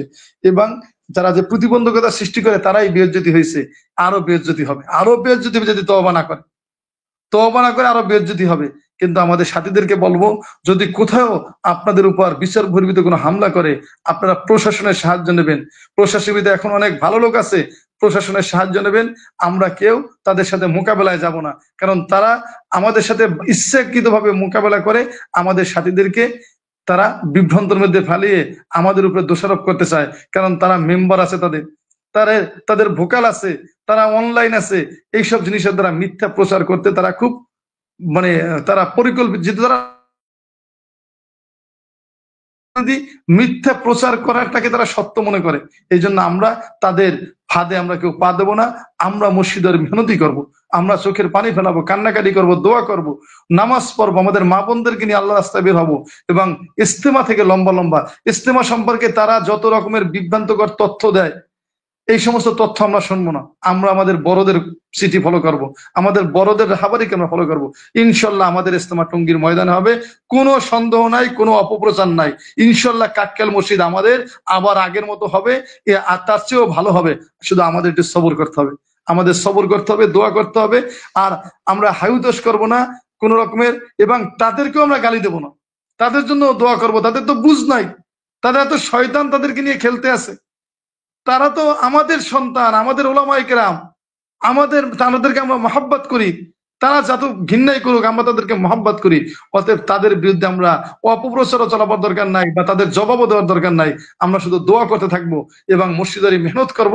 আল্লাহ তালা আমাদের ইজ্জত বাড়িয়ে দেবে, আমাদের কাজ আগে উঠিয়ে দেবে, তাদেরকে আমাদের সাথে জড়াই দেবে আল্লাহ তালা। এই জন্য আমরা খুব দোয়া করব। ঠিক আছে মিজান ভাই? এই বাংলাদেশের প্রত্যেকটা মানুষের হৃদয়ে একটা প্রশ্ন চেপে আছে। সেই প্রশ্নটা হচ্ছে যে আমরা সবাই দেখছি, প্রকাশ্যে দেখছি যে আমাদের মুরব্বীদের গাড়িকে ভাঙচুর করা হয়েছে এবং আমাদের মুরব্বীদেরকে খুব বেশি আহত করা হয়েছে, মর্মান্তিক ভাবে আহত করা হয়েছে, এবং সে বিষয়ে মামলাও হয়েছে। কিন্তু এই মামলা করার পরে সরকার এবং প্রশাসন এখনো পর্যন্ত ওই মামলার আসামিদের কাউকে গ্রেপ্তার করে নাই। এটা একটা বিষয়। দ্বিতীয় বিষয়টা হচ্ছে, টঙ্গীর ময়দানে আমরা সরাসরি, শুধু আমরা না, গোটা দুনিয়ার মানুষে দেখছে যে তাদের এখান থেকে অস্ত্র পাওয়া গেছে, দেশীয় অস্ত্র, বিভিন্ন রকমের অস্ত্র পাওয়া গেছে, এবং সেগুলো প্রশাসনের লোকেরাই উপস্থিত হয়ে তারা সেই অস্ত্রগুলোকে উদ্ধার করছে। তো তারা আমাদের সাথীদেরকে যে জবাই করছে, মারছে, এবং অস্ত্রসহ প্রশাসন এগুলোকে উদ্ধার করছে। এবং আমরা জানি যে 70 জনের মতো এরকম ঘটনাস্থলে আসামিকে তাদের হাতে, সরকারের হাতে, প্রশাসনের হাতে হস্তান্তর করা হয়েছে। তো এই পর্যন্ত এইদেরকে এইভাবে প্রশাসনের কাছে হস্তান্তর করার পরে প্রশাসনের পক্ষ থেকে আমরা এখনো পর্যন্ত কোনো তৎপরতা দেখি নাই, এখনো পর্যন্ত কোনো মামলা বা তাদেরকে ধরা, তাদের আইনের আওতায় আনার কোনো আহ বাস্তবতা আমরা এখনো পর্যন্ত দেখি নাই। এমনটা হওয়ার কি কারণ থাকতে পারে? এই যে আমাদের সাথে আগের সরকার না হয় আমাদের উপরে বৈষম্য করছে, কিন্তু এটা তো বৈষম্য বিরোধী সরকার। তো এই সরকার আমাদের সাথে পূর্বের সরকারের মতো বৈষম্য করার কি কারণ থাকতে পারে? হাতে নাতে তাদের হাতে ধরিয়ে দেওয়ার পরেও, তারা প্রশাসনের লোকেরা অস্ত্র সহ তাদেরকে ধরার পরেও কেন তাদের বিরুদ্ধে কোনো আইনি ব্যবস্থা নেওয়া হয় নাই? এই বিষয়টা প্রত্যেক মুসলমান না, শুধু সারা দুনিয়ার মানুষের হৃদয়ে এটা একটা প্রশ্ন চেপে আছে। এটার কি কারণ থাকতে পারে? একটু মেহরবানি করে বললে ভালো হয়। আমাদের মিজান ভাই সবসময় মনে রাখবেন, হক মজলুম থাকে আর বাতিল হুকুমতের শক্তি থাকে বাতিলের সাথে। সমস্ত আমাদের মোহাম্মদ সাল্লাহ সাল্লামের সাথে অস্ত্রও ছিল না, মোহাম্মদ সাল্লাহ সাল্লামের সাথে মালও ছিল না। তাদের সাথে কি ছিল? কিছু সাদাসিধা সাহাবায়ে কেরাম ছিল, তাদের ঈমান ছিল পাহাড়ের সাথে অটল। আর ঈমানের বদলতে কাফেরদেরকে হুকুমতকে পরাজিত করছে। তা আমাদের মাওলানা ইলিয়াস সাহেব রহমতুল্লাহ এবং আমাদের তাবলিগের ম্যান রকমের, আমরা তো মানে হুকুমতের সাথে বা আমাদের যেটা হক মেহনত হবে তার বিরোধিতা, বাতিলের কাছ থেকে তারা সহযোগিতা পাবে, হুকুমতের কাছ থেকে তারা সহযোগিতা পাবে, কারণ তারা তো মিথ্যা আশ্রয় নেবে। আমরা তো যুক্তিও খণ্ডন করি না। এখন আমরা বৈষম্যর শিকার হই। সরকার বৈষম্য বিরোধী হইতে পারে, কিন্তু যারা আমাদের তাবলিগের বিষয়টা আপনার দেখভাল করে, সংশ্লিষ্ট, যেমন আমরা প্রশাসনের অনেক ঊর্ধ্বতন কর্মকর্তার সাথে কথা বলছি, তারা আমাদেরকে মহব্বত করে, মন্ত্রণালয় অনেকে আমাদেরকে মহব্বত করে। কিন্তু আপনি জানেন মামুনুল হক স্পষ্ট বলছে ধর্মমন্ত্রী আমাদের প্রতিনিধি, অতএব সে না আসা পর্যন্ত কোনো ফয়সালা হবে না। তাদের প্রতিনিধি, তাদের মন্ত্রী আছে প্রতিনিধি, আপনাদের তো কোনো প্রতিনিধি নেই সরকারের ভিতরে। স্বরাষ্ট্র উপদেষ্টা সে পাশে বৈশা ভাই সিদ্ধান্ত দেবে। ভাই ইস্তেমা কি করতে পারবে না? মামুন ভাইয়ের পাশে নিয়ে বলতেছে ভাই সিদ্ধান্ত দেবে। ভাইরা যদি মামলা করে, সে একজন স্বরাষ্ট্র উপদেষ্টা হয়, সে কিভাবে আপনার তদন্ত ছাড়া এক পক্ষকে দোষী সাব্যস্ত করে? বলেন, এটা কোথাও আছে? যেমন সচিবালয় কিছুদিন পরে আগুন লাগেছে, আগুন লাগার পরে সাংবাদিকরা স্বরাষ্ট্র উপদেষ্টাকে বলছে, দুইজন উপদেষ্টা ফেসবুকে পোস্ট দিছে যে এখানে ফেসিস্ট সরকারের ইন্ধনে এই আগুন লাগছে, আপনি কি বলেন? তখন স্বরাষ্ট্র উপদেষ্টা বলতেছে আমি তদন্ত ছাড়া কিছু বলতে পারবো না। তুমি তদন্ত ছাড়া বলতে পারবো না। আর টঙ্গীর ময়দানে ঘটনা ঘটছে, ৩ জন লোক মারা গেছে, হেফাজত তোমাকে বলছে 4 জন, সেখানে তুমি বলছো 4 জন। এখন তুমি বলতেছো যে তুমি বলতে পারো এটা যে তদন্ত সাপেক্ষে আইনানুগ ব্যবস্থা গ্রহণ করা হবে, যারা অপরাধী তাদেরকে আমরা চিহ্নিত করে তাদেরকে আমরা শাস্তির আওতায় আনবো এবং এখানে ফৌজদারি মামলা হবে। তুমি এই কথা বলতে জি পারো না জি। যে ভাইরা মামলা করুক, ভাইরা মামলা করলে আমরা আসামিদেরকে গ্রেফতার করবো। তাহলে তো ভাই, তার মানে কি তাদের খুঁটির জোর কোথায়? সেই জন্য পুরো সরকার, আমি আবার আপনাকে বলি, এই সরকার অবশ্যই বৈষম্য বিরোধী সরকার। এই সরকারের সাথে বেশিরভাগ লোকই বৈষম্য বিরোধী সরকার, কিন্তু আমরা বৈষম্যর শিকার হচ্ছি কিছু ব্যক্তির কারণে। তাদের চেহারা আল্লাহ তাআলা উম্মতের সামনে উন্মোচন করে দেবে। এই জন্য আমরা যদি সর্বোচ্চ পোস্টে বসে ওই কথা বলে, তাহলে লোকাল যারা প্রশাসন তারা অস্ত্র পাও বা আসামি পালো অনেক, তাদের কাছে তথ্য থাকলেও তো তারা সেগুলো বাস্তবায়ন করতে পারবে না, যেটা শিকার আমরা হয়েছি। কোর্ট থেকে রায় হওয়ার পরও আমরা মামলা করতে পারতেছি না, থানায় করতে পারি নাই, কোর্ট থেকে বলতে আছে সেই থেকেও তারা অগ্রাহ্য করতে আছে। তাদের খুঁটির জোর অনেক উপরে। যেমন আপনি দেখেন তারা কত বড় মিথ্যাবাদী, এটা সাধারণ জনগণ না বুঝুক, আমরা যারা তাবলিগ করি উভয় পক্ষ এবং যারা ওলামায়ে কেরাম আছে যারা তাদেরকে সমর্থন করে সাধারণ লোক, তারাও এটা জানে। তারা বলতে মামুনুল হক সেদিনকার সংবাদ সম্মেলনে কি বললো, মানে বারবার বুঝাইতেছে। আগুন লাগলো যেদিনকে সচিবালয়, বলতেছিল যে ইসকন টঙ্গীর ময়দানে হামলা আর সচিবালয় আগুন, এগুলা এক জায়গা থেকেই সিদ্ধান্ত হয়েছে। চিন্তা করে দেখেন সে কিভাবে বলতেছে কথাগুলো, মানে আমাদেরকে বুঝাইতে চাইতেছে আমরা আওয়ামী সরকার। আমরা ব্যক্তিগতভাবে আমার কথা বলি, আমি ব্যক্তিগতভাবে তাবলিগে আসার আগে আমরা বিএনপি সমর্থক ছিলাম। আমাদের আত্মীয় স্বজন এখনো বিএনপি করে। আমাদের বেশিরভাগ সাথীরা গত 15 বছরে তাবলিগের সাথীরা বিএনপি করতো, এরকম হাজার হাজার সাথী আর লক্ষ লক্ষ সাথী তারা এখন তাবলিগ করে। হ্যাঁ, তাবলিগ এমন একটা দল, তাবলিগ এমন একটা মেহনত, এখানে বিএনপি, আওয়ামী লীগ, জাতীয় পার্টি সব এমনকি জামাত ইসলামের লোকের আমার এলাকায় 3-4 জন জামাত ইসলামের লোক এই গত ঝামেলায় 3-4 জন তারা 3 শিলা দিছে। এখন ভাই আমি আমার নিজেও বিএনপি করতাম, আমি হ্যাঁ, নিজেও বিএনপি করতাম। বিভিন্ন আমরা তো বিভিন্ন, ওটা তো রাজনৈতিক দল, ওটা আমাদের ব্যক্তিগত পরিচয় ছিল। যখন আমরা তাবলিগে আসছি তখন আমরা ওই রাজনীতিকে অ্যাভয়েড করছি। আমরা এখন এই আল্লাহ রাসূলের মেহনতের সাথে জুড়ছি। আমরা তো কোনো বিএনপি, আওয়ামী লীগ, জাতীয় পার্টি কার সমর্থন করি না, আমরা আল্লাহ রাসূলের সমর্থন করি। আমরা সবার কাছে Yes, যাই, sir. আমরা বিএনপির লোকের কাছেও যাই, এখনো আমরা বিএনপির লোকের কাছে যাই। গতকালকে আমার এলাকায় আমাদের প্লট মালিক সমিতির কালকে প্রোগ্রাম হয়েছে। আমাদের ঢাকা মহানগর উত্তর বিএনপির যে সভাপতি, বাংলাদেশ জাতীয় ক্রিকেট ফুটবল দলের অধিনায়ক ছিল আমিনুল হক সাহেব, সে আসছে, আমরা একসাথে প্রোগ্রাম করছি। আবার কিছুদিন আগে আমাদের নিখিল সাহেব ছিল এমপি আওয়ামী লীগের, তার সাথে আমরা প্রোগ্রাম করছি। আমরা তো তাদের কাছে দাওয়াত দিতে চাই, আমরা তাদের কাছে দাওয়াত দিতে চাই, তাদেরকে সবার কাছে। ইস্তেমায় শেখ হাসিনা, খালেদা জিয়া দুইজনই আগে আসতো দোয়া করতে। একজন বাটা বিল্ডিং এ, একজন হুন্ডার বিল্ডিং এ আসতো। তো এটা তো সবার জন্য মেহনত। আমরা কেন ফ্যাসিস্ট সরকারের আমরা সহযোগিতা নেব? আমরা কি রাজনীতি করি? তোমরা রাজনীতি করো, তোমরা বিএনপির কোন সময় কোন নেত্রীকে মা বলো, আবার তার কাছ থেকে স্বার্থ উদ্ধার হলে তাকে ফ্যাসিস্ট বলো। এটা তোমাদের চরিত্র, কারণ তোমরা পলিটিক্স করো। অতএব এই চরিত্র যাদের হবে তারা তো সবার কাছ থেকেই সুবিধা নেবে। অতএব আমরা তাদের সাথে মোকাবেলা করব না, আমরা কেউ সাথে মোকাবেলা করব না। আমাদের মোকাবেলা হবে মেহনতের সাথে। আমরা মেহনত করবো, এটি আমাদের জন্য মোকাবেলা। আমরা কোরবানি করব, আমরা 4 মাস সময় লাগাবো, তারা সেটা পারবে না। এইটা আমাদের বড় অস্ত্র, আমাদের বড় অস্ত্র। আমরা হার সাথে 4 মাস লাগাবো, আমরা হার সাথে তাহাজ্জুদ পড়বো, আমরা 5 কাজ করবো মসজিদে, আমরা ঘরে তালিম করব, আমরা বিবিদেরকে নিয়ে আল্লাহ রাস্তায় বের হবো, আমাদের সন্তানদেরকে আমরা দ্বীনি ইলম শিক্ষা পড়াবো। এইগুলো আমাদের অস্ত্র। আমরা সারা দুনিয়াতে দিনের নিয়ে চলবো, এইটা আমাদের অস্ত্র। এই অস্ত্র নিয়ে চলবো, তারা চক্রান্ত করবে, আর আমরা আল্লাহর দ্বীনের জন্য কোরবানি করব। আল্লাহ তাআলা তাদের চক্রান্তকে ধূলিসাৎ করে দেবে ইনশাআল্লাহ। আরেকটা অতএব বিষয়, সাহেব ভাই, আমরা দুনিয়াতে জয়লাভ করতে চাই না। সাহাবারা ঠইগে জিতে গেছে। আল্লাহ রাসূলকে আল্লাহ তাআলা বলতেছে, হে মুহাম্মদ সাল্লাল্লাহু আলাইহি ওয়াসাল্লাম, আমি আপনাকে প্রকাশ্য বিজয় দান করলাম, প্রকাশ্য বিজয় দান করলাম। যখন সবকিছু হুদাইবিয়ায় চুক্তি করে আসলো, আল্লাহ রাসূলকে আল্লাহ তাআলা বলতেছে, আপনি ওমর রাদিয়াল্লাহু আনহু চুল ধরে টানতেছিল, ইয়া রাসূলুল্লাহ, আমরা কি হকের উপরে নাই? তাহলে আপনি এগুলো কি করতেছেন তাদের সাথে? আবু বকর রাদিয়াল্লাহু আনহু জামা ধরে টানতেছে, আবু বকর, আমরা কি হকের উপরে নেই? তারপর রাসূলুল্লাহ সাল্লাল্লাহু আলাইহি ওয়াসাল্লাম চুক্তি করলো, চুক্তি করে ইহরাম করলো, মাথা মুন্ডন করলো। সাহাবারা তারা মানতে পারতেছিল না। কোন কোন সাহাবী নিজের হাত কামড়াই দিছিল জিদে গুসায়। ওমর তারা বইলাইতেছে, ইয়া রাসূলুল্লাহ, আপনি যদি ছাড়া অন্য কেউ আমির হইতে আমি তাকে মানতাম না। পরবর্তীতে যখন রসুল সাল্লাল্লাহু আলাইহি ওয়াসাল্লাম আস্তে আস্তে জামাতকে নিয়ে যখন চলে যেতেছিল মদিনার দিকে, তখন আল্লাহ তাআলা আয়াত নাযিল করছে, মুহাম্মদ সাল্লাল্লাহু আলাইহি ওয়াসাল্লাম, আমি আপনাকে প্রকাশ্য বিজয় দান করলাম। তখন আল্লাহ রাসূল ওমরকে খুঁজতেছে, ওমর কোথায়? দেখে যে ওমর রাদিয়াল্লাহু তাআলা পুরো কাফেলা থেকে অনেক দূরে পিছনে, অনেক দূরে পিছনে। আল্লাহ রাসূল ডাকলে, হে ওমর, তুমি পিছনে কেন? কয়, ইয়া রাসূলুল্লাহ, আমি যে আপনার সাথে তর্কাতর্কি করছি, আমি আপনার আদেশকে মানতে পারি নাই, আমি মানতে চাই নাই।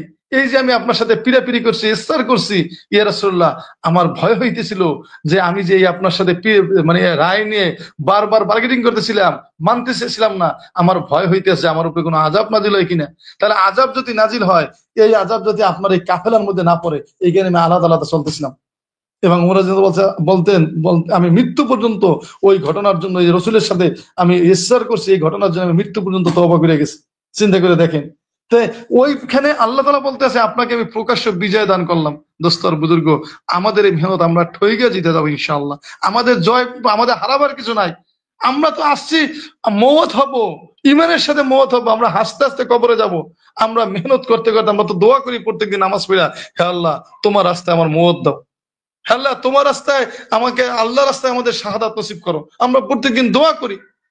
আমরা বিবি বাচ্চাকে রেখে আমরা আল্লাহ পাকের রাস্তায় বের। আজকে বৃহস্পতিবার দিন হাজার হাজার না লক্ষ লক্ষ সাথীরা সব গুজারি করতে আসে। আমি এখন আসলাম, যেহেতু আমি এখন গতকালকে জামিন হয়ে আসলাম, আজকে বাসায় আসছি, এই কারণে আমাকে মুরব্বীরা বলছে তুমি যাও। তাহলে আমরা সব গুজারি কখনো মিস করি না। আমরা সব গুজারিতে লক্ষ লক্ষ লোক সারা বাংলাদেশে এখন সব গুজারি করতেছে। তাহলে আমাদের মেহনত হচ্ছে আমাদের জবাব, তাদের সাথে জবাব হলো মেহনত। আমরা তাদের সাথে কখনো মোকাবেলা করব না, কখনো না, করিও নাই, করবো না। তারা বাধ্য করছে, এখন বাধ্য করলে আমরা করবো না, আমরা তাদেরকে মাফ করব আর আমরা মেহনত করবো ইনশাআল্লাহ। জি জি জি বলেন। ইনশাল্লাহ।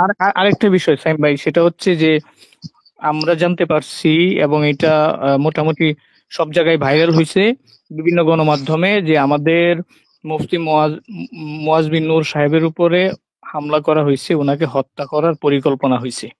এই বিষয়টা আসলে ওইখানেও উনি নিরাপদ না।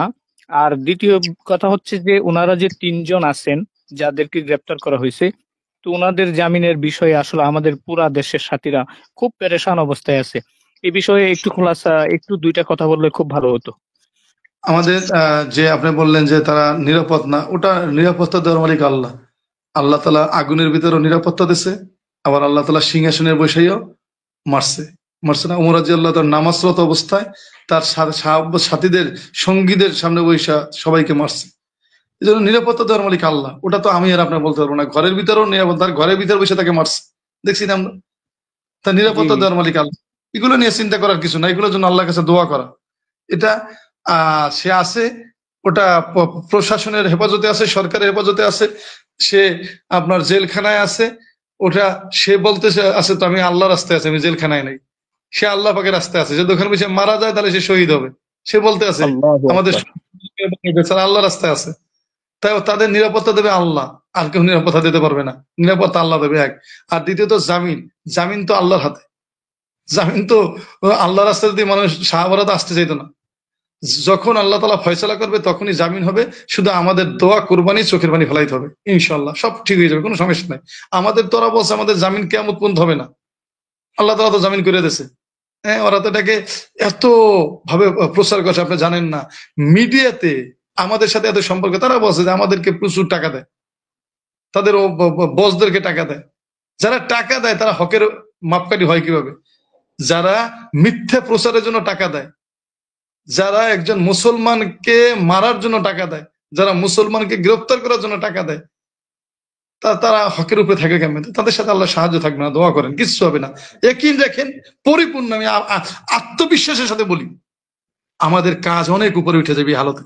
এই যে 3 বুজুর্গ জেলে আছে না, এদের কোরবানি হয়েছে না, এদের বাচ্চাদের চোখের পানি পড়তেছে না, এদের মা কান্না করতে আসে না, এদের বিবিরা কান্না করতে আসে না, এদের জন্য সারা দেশের সাথীরা কান্না করে না। এদের মুফতি শফিউল্লাহ সাহেবকে যখন ধরে নিয়ে যায়, তার সামনে তার বিবি, তার শাশুড়ি, আমি চোখের পানি রাখতে পারিনি। এগুলো আল্লাহ তাআলার আহ, আসমানে উঠে গেছে। এইগুলোর দ্বারা আল্লাহ তাআলা, এইগুলোর দ্বারা উম্মতের সাথে মদদ নসরত করবে, উম্মতের হেদায়েত দেবে। জি এই জন্য কোনো ভয়ের কারণ নাই, কিচ্ছু হয় নাই আমাদের। আমাদের অনেক, আল্লাহ তাআলা যেটা চাইছে সেটাই হয়েছে। টঙ্গীতে যা হয়েছে না, আল্লাহ তাআলার ফয়সালা। আমরা তো কেউ ওখানে মারামারি করতে যাই নাই, আমরা গেছি জোরের জন্য আসছি আমরা। আমাদেরকে মারা হয়েছে, শত শত সাথীদেরকে মারা হয়েছে, তারা প্রচার করতে আসে মিথ্যা। আমাদের তারা সন্ত্রাসী স্টাইল, তারা ধরে নিয়ে যাইতেছে মেডিকেলের সামনে, পুলিশ ভয় পাইতেছে তাদেরকে। আমাদেরকে তো সবাই ভালোবাসে, ভয় পায় না। এই জন্য আমরা আল্লাহর কাছে দোয়াই করতে থাকবো, আমলি করতে থাকবো, ইনশাআল্লাহ আল্লাহ আমাদের সঙ্গে আছে। কারণ আমরা আল্লাহ ছাড়া আমাদের আর কেউ নাই, আমাদের কোনো সরকার জি নাই, আমাদের কোনো রাজনৈতিক দল নাই, আমাদের কোনো হেফাজতের আল্লাহ ছাড়া আর কেউ নাই। অনেকের জি হেফাজতের জন্য অনেক কিছু, আমাদের হেফাজতের জন্য আছে আল্লাহ। যতক্ষণ পর্যন্ত আমি হকের উপরে থাকবো, আমি মেহনত করতে থাকবো, কোরবানি করতে থাকবো, ততক্ষণ আল্লাহ আমার সাথে আছে। যদি আমার দ্বারা গুণ হয়ে যায়, আমি যদি নাফরমানি করি, তাহলে আমার সাথে আল্লাহ তাআলা নাই। দর্শক। এই জন্য সবাই দোয়া করেন। সোশ্যাল মিডিয়াতে একটু কম অ্যাক্টিভ হই, আমাদের বড়রাও বলে। সবাইকে বলবো, আমাদের যারা ভাইরে আছেন, আমরা মিডিয়াতেও খুব কম অ্যাক্টিভ থাকি।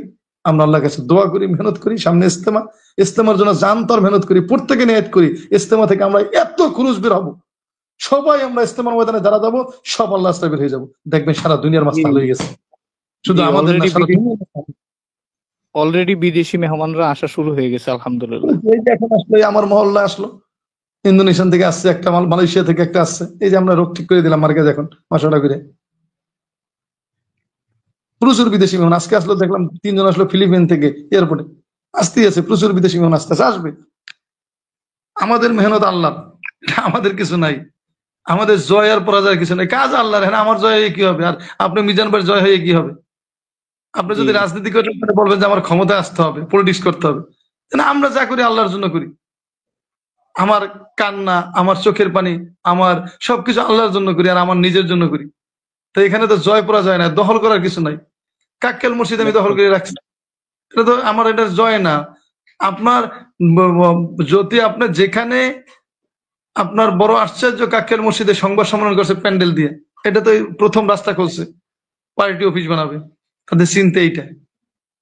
কথা বলেন না, আল্লাহ তালা হেফাজত করে, উত্তম পরিকল্পনা করে আল্লাহ। কারণ কাক্কেল মসজিদে ওখানে চোখের পানি পড়ছে বুজুর্গদের, আল্লাহ তালা হেফাজত করবে। আপনাদের মার্কাজ, হযরতজি বলে না, সব মার্কাজ আপনাদেরকে আল্লাহ তালা দিয়ে দেবে, সব ময়দান দিয়ে দেবে। ভয়ের কারণে আমল বাড়াই দিতে হবে। আমল না বাড়াই দিলে কিছু পাবে না, আপনার ঘরও থাকবে না, মার্কাজ থাকবে কি, ঘরই থাকবে না আপনার।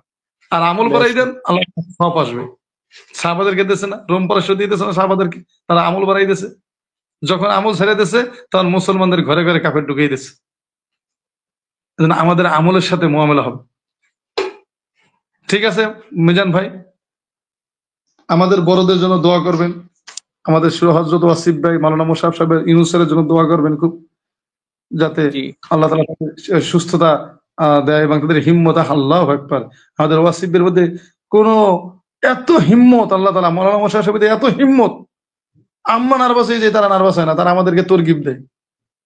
আল্লাহ তাআলা তাদের হিম্মত, তাদের দ্বারা আল্লাহ কাজ দেবে। দর্শক, ঠিক আছে, তাহলে ইনশাআল্লাহ সবাই দোয়া করেন। আজকে তাহাজ্জুদ বেশি বেশি সবাই পড়ে। আজকে জুমার রাত্র, আল্লাহ তাআলার কাছে বান্দার আমলকে পেশ করার রাত্র। জুমার রাত্র যে ইবাদত করবে, তার আল্লাহ তাআলা 2 ঈদের রাত্রের চেয়েও উত্তম জুমার রাতে ইবাদত। আল্লাহ তাআলা তাকে রুহানি গোসল করে উঠে জুমার রাতে যে ইবাদত করবে। এই জন্য নিয়ত করি সব গুজারি মিস করবো না, সবসময় জুমার রাতে আমরা সব গুজারি করবো ইনশাআল্লাহ। ঠিক আছে জি ভাই, ইনশাআল্লাহ। জি সালাম ইনশাআল্লাহ। আলাইকুম। ওয়ালাইকুম আসসালাম ওয়া রাহমাতুল্লাহ।